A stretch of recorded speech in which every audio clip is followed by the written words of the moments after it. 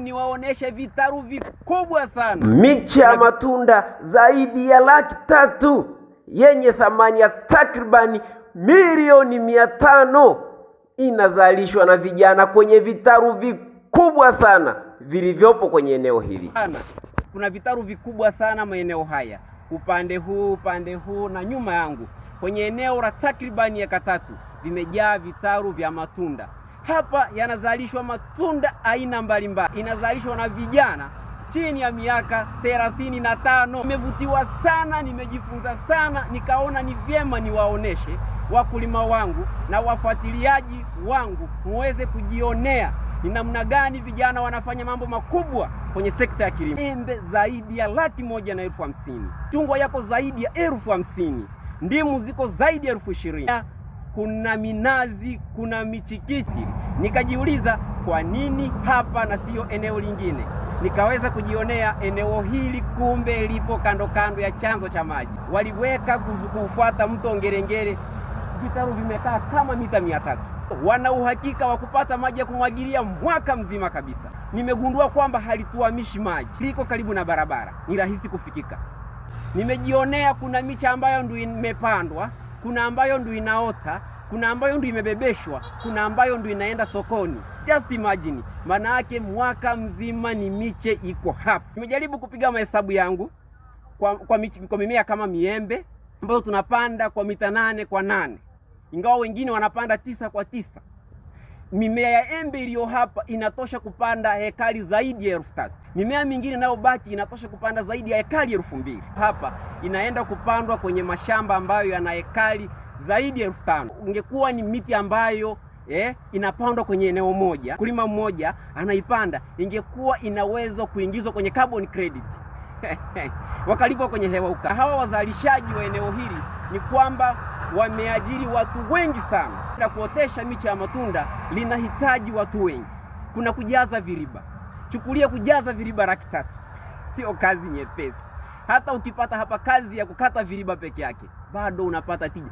Kuna kuhudumia vitaru hivi, ambapo nimejionea huduma mbalimbali zinazokuwa zinaendelea katika eneo hili. Polelea na kupalilia mara kwa mara. Wanazuia visumbufu vya mazao kwa kutumia viuatilifu.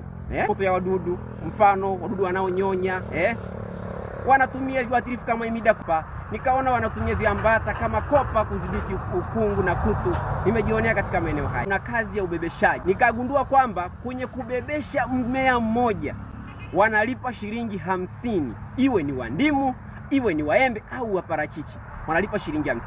Kwa hiyo kwa mimea 300,000, tunaweza tukapiga mahesabu tukagundua kwamba wanalipa takribani milioni 30 ni kwenye ubebeshaji peke yake. Bado kwenye kuhusiana na mimi kama Bwana Shamba Lioba, ninawaonesha ili muweze kuamini kwamba wakulima wangu kwenye kile mnachokifanya, amini kwamba kinawezekana. Ila cha kwanza lazima usiwe na subira. Siku utakayopanda mbegu haitaota siku hiyo. Nikaangalia kwa mfano hapa, wakipanda mbegu ya embe inachukua wiki 3 ndio mbegu inaota. Baada ya mbegu ya embe kuota, wanaihudumia ina mpaka miezi 6 ndio wanaanza kubebesha. Baada ya kubebesha inahitaji mwezi mzima ili uweze kuchipua. Baada ya hapo inahitaji angalau miezi 2 mche wako uliobebeshwa uweze kwenda shamba. Tajika angalau miezi 8 hadi mwaka mmoja ndio uweze kupata miche bora ya matunda iliyobebeshwa. Sio kazi rahisi. Au tuseme unaotesha nazi, inakuhitajika nazi yako iziki ikae chini miezi 3. Hiyo miezi 3 wewe unafanya tu kazi ya kumwagilia. Ni kumwagilia tu, unamwagilia mpaka nazi ije yote. Kwa hiyo wakulima, najaribu kuambia hayo kwa ajili ya kuambia kwamba kilimo kinahitaji subira. Lazima uwe na subira kama mkulima wa mwanzi wa Kichina. Simika miti wameweka majani makavu juu. Lengo lake ni kuleta kimvuli na kutunza unyevu kwa muda mrefu ili hii miche ya mapera ambayo imegombekwa hapa iweze kushika. Jionee wewe mwenyewe, hizi pera ziko hapa kama 2,000 hivi tayari zimeshashika kwa sababu zimetengenezewa mazingira ambayo ni ya kivuli. Na wewe angalia rasilimali ulizonazo zinazokuzunguka, zitumie ili kupiga hatua. Usifikirie tu kwamba lazima uanze na vitu vikubwa. Hapana. Hata mimi nitaenda kujifunza, nitaendelea kufanya vitu kwa kuangalia rasilimali nilizonazo kwa wakati huo huo kuliko kulaumu au kulalamika.